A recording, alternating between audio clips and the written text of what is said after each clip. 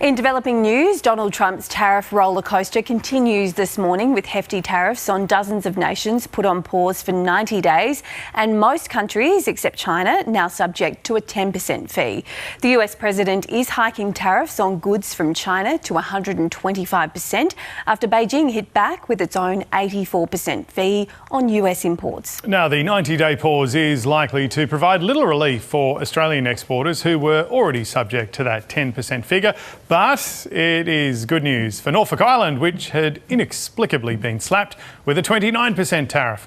US stocks have unsurprisingly leapt on the latest news after days of turmoil across global financial markets. Let's bring in our American in Oz, Sara James, for more on this. Sarah, what is the strategy here? Because so many Australians will be waking up going, hang on a minute, there's a backflip now. Yes, there is a backflip, and I really was listening closely to what Carrington had to say and kind of following on from that. This was all playing out live as things were unfolding on the markets. And so we heard Caroline Leavitt, who is the press secretary for the president, interrupt the Treasury Secretary, who was talking to reporters. Let's have a listen to what she had to say. And we are going to work on a solution with our trading partners.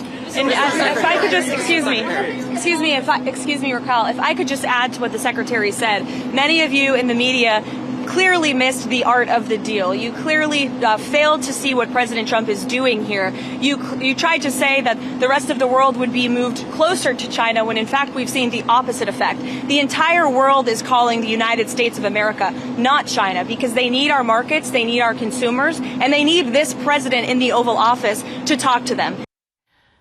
So that is going to be the White House pitch about what has happened. But it's also really important to note that this happened as a huge sway of senior billionaires and financial figures spoke out against what the president was doing and these tariffs. I'll give you a couple of names.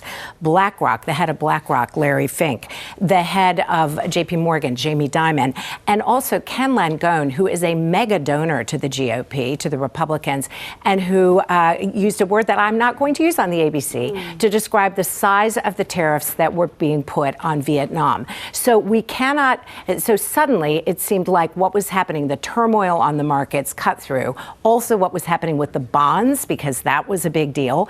And so we saw this cut through. One more example, though, finally, of the kind of how it was all playing out. The trade representative, Jamison Greer, was actually testifying before Congress. And he was asked, did you know anything about this? Was there a conversation about this? And he was clearly blindsided by the question, at which point one of the Democrats in that meeting said, this is amateur hour.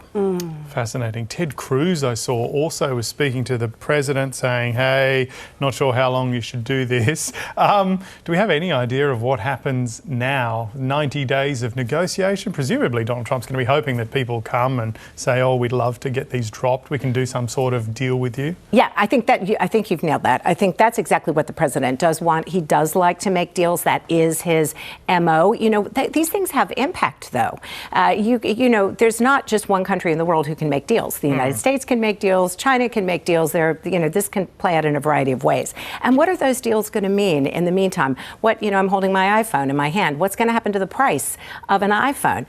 We've seen the amounts of money by billionaire Elon Musk trend down in a huge way. I mean, he's still the richest man in the world. But he got someone a moron the other day as well, right? Within the White House. So, yes, so he's calling Peter Navarro, who's one of the architects of this policy. He was calling him dumber than a sack of bricks and then apologized to the bricks. So when you see that level of infighting between members of the president's cabinet, it's clear that this is, at the top all coming from Donald Trump. What's going to happen? What I predict is going to happen is that there could be a shakeup on the inside. People are questioning the advisors. That's the way to get Donald Trump's attention.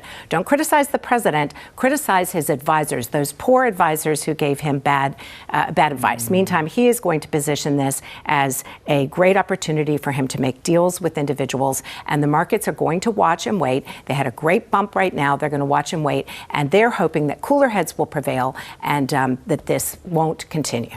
Just briefly, what does this mean for other deals? I'm not talking about economic deals, but defence deals around the world, promises on global affairs, on human rights, that sort of thing. I mean, does it mean now nations can no longer believe that deals that have been done previously are secure and stable? Well, I would like to say I think that the United States has a huge track record of following up on alliances. That has been tested and questioned in recent days. But I think you heard the defense minister speak earlier about AUKUS carrying on. I think there's a lot of understanding and appreciation that strategic relationships with the United States, while they might have been buffeted a bit by what's going on, they exist in to a certain extent, a separate ecosystem from what's happening financially.